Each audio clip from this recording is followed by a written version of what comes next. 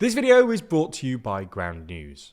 In the last month or so, the euro has seen a rapid surge, largely triggered by US President Donald Trump's Liberation Day tariff announcement. While this has provided cause for optimism that a stronger euro could attract investors searching for an alternative to the dollar, and in turn help bolster the slumping European economy, the surge has at the same time become a bit of a concern for European exporters, who worry that a stronger currency could make their exports even less competitive internationally.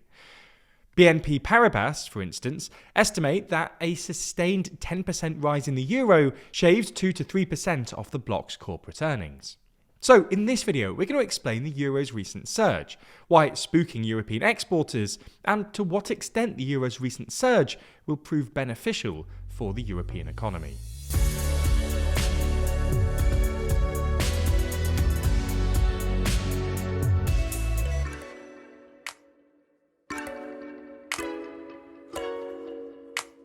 We've just published a new issue of our official magazine Too Long, which runs through the world's most influential people and how they wield their power, from Elon Musk's takeover to the power of Milei, or whether Jerome Powell can resist Trump. Read more by clicking the link in the description. So let's get straight into it. Since March, the euro has climbed about 10% and touched a record high on a trade-weighted basis. The European Central Bank's preferred metric is the trade-weighted euro, which basically measures the euro's value against a basket of currencies from Europe's trading partners. On this metric, the euro has surged about 10% in recent weeks and is now at a record high.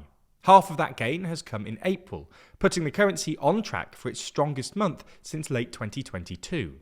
Looking at individual currencies, the euro has also risen up 3% against the pound, 6% against the Canadian and Australian dollars, and 9% against the Chinese yuan.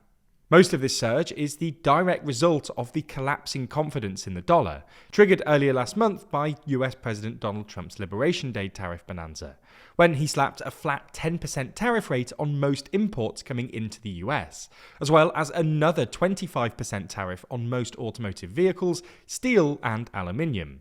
These were delayed by 90 days at the last minute, but with less than 2 months left until Trump is due to actually enact the tariffs, countries across the world are now scrambling to negotiate bilateral trade deals with the US.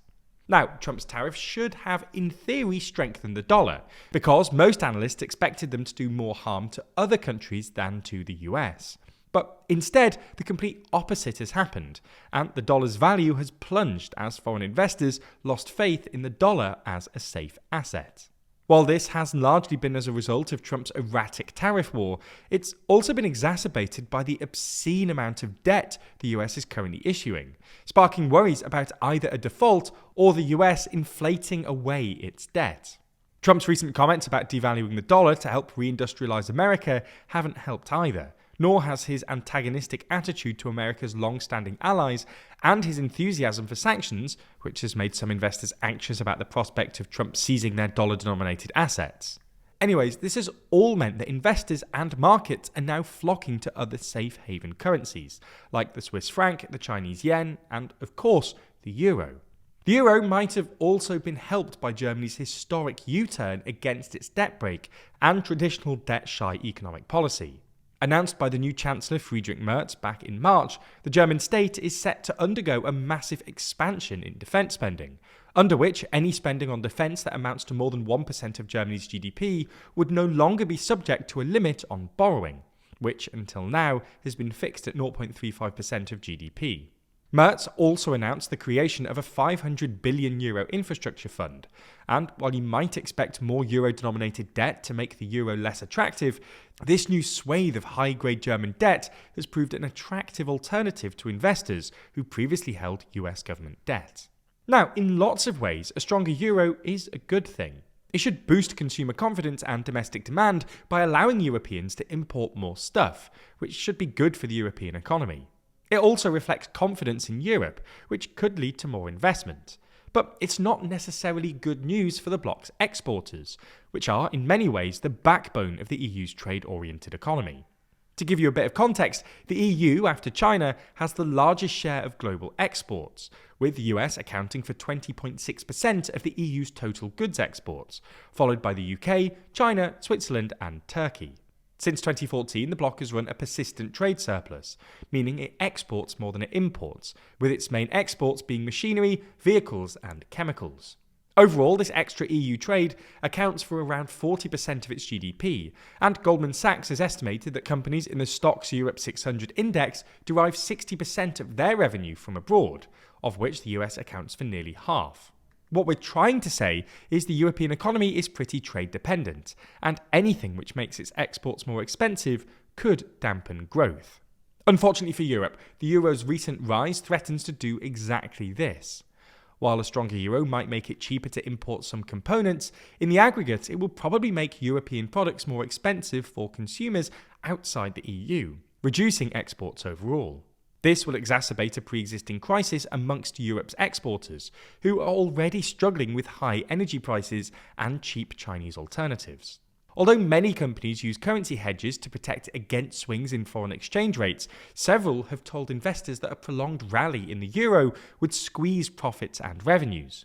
To give some specific examples, stocks for Europe's most valuable company, the German software group SAP, have slumped, and the company's chief financial officer has said that each cent strengthening in the euro-dollar rate will shave 30 million euros from its full-year revenues.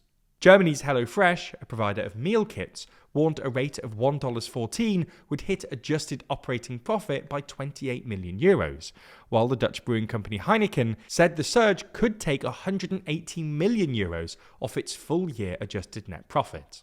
The French cosmetic company L'Oréal has estimated that sustaining the $1.15 level the euro touched last week for the full year could knock as much as 2.9% off its net sales. The European automotive industry is arguably the most vulnerable export sector impacted by a rising euro. Automakers have already been under significant pressure from Chinese competitors, even before facing additional US tariffs. This has resulted in the European Auto and Parts Stock Index, or SXAP, declining by approximately 8%, compared to less than 1% drop in the Stoxx 600. With all that being said, it's not all doom and gloom. The strengthening of the euro could go a long way in revitalising other parts of the European economy. Nonetheless, it's interesting that these complaints from European companies almost exactly mirror those of their American counterparts, who have long complained that the dollar's reserve status and its subsequent overvaluation have contributed to America's deindustrialisation. Finally, it'll be interesting to see if the euro's recent surge helps it gain a larger share of global reserves, as countries seek to diversify away from the dollar. In fact, it's been reported this week that Ukraine, in its fourth year of conflict with Russia, is actually considering shifting its currency reference from the dollar to the euro amid growing ties with Europe and geopolitical changes. This is a complex and nuanced story though, and as such, there's plenty more to read about this online, with 23 sources reporting on it. The issue is, how can you be sure that what you're reading isn't hugely biased? Well, that's a problem we face when making these videos too, and luckily that's where this week's sponsor Ground News comes in. For this story in particular, they've identified that there are at least 3 left-leaning and 2 right-leaning sources reporting on it. In fact, in addition to this, they've also shown the main differences in headlines among left-leaning and right-leaning outlets, with left-leaning coverage framing Ukraine's potential shift from the dollar to the euro as part of a broader geopolitical reorientation away from US dominance to Europe, and linking the move to Russia's ongoing military aggression. In contrast, centre-leaning sources adopt a more neutral, measured tone, describing the shift as a complex policy choice requiring high-quality, versatile preparation, focusing largely on economic technicalities while de-emphasising conflict details. We're able to do that because of our sponsor Ground News, whose incredible website and app lets you discover the news and pulls back the curtain on media bias. That's because every story comes with a quick visual breakdown of the political bias, factuality, and ownership of the source's reporting, all backed by ratings from 3 independent news monitoring organisations. But one of the best parts of the app is their blind spot feed. It presents you with stories and articles that haven't been reported on by one side of the aisle or the other, helping you better break out of your media bubble and discover what those on the other side of the political spectrum are really saying. This is all in addition to the biased distribution we mentioned earlier, and together these fantastic features help you to figure out exactly who's behind the stories you're reading and what agenda they may have. Ground News is such a useful tool for our current media landscape, and I think an app like this will only become more essential as the media landscape continues to evolve. If you're interested in everything that Ground News has to offer, you can get 40% off the Unlimited Access Vantage plan using the link in the description or by scanning the QR code.